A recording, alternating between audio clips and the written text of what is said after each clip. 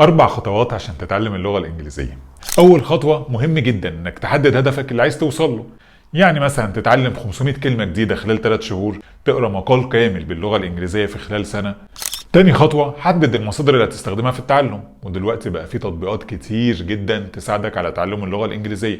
في تطبيقات للمحادثة، تطبيقات للكلام، تطبيقات للكتابة وغيرها من التطبيقات. تالت خطوة بقى هي الممارسة اليومية، لأن مهم جدا تطبق أي حاجة بتتعلمها، يا إما هيبقى التعلم ده زي قلته. ممكن حتى تتفرج على فيلم بتحبه باللغة الإنجليزية لكن من غير ترجمة، أو لو في ترجمة تبقى الترجمة برضو بالإنجليزي. رابع خطوة، تتبع بقى التقدم بتاعك. يعني لو انت محدد انك توصل 500 كلمة في خلال 3 شهور، شوف بعد شهر لو وصلت لحدود 200 كلمة يبقى تعرف كده انك ماشي كويس. اقل من كده تعرف انك محتاج تعدل الخطة بتاعتك عشان توصل للهدف اللي انت حددته. قول لي بقى في التعليقات ايه اكتر تطبيق بتستخدمه عشان تتعلم اللغة الانجليزية.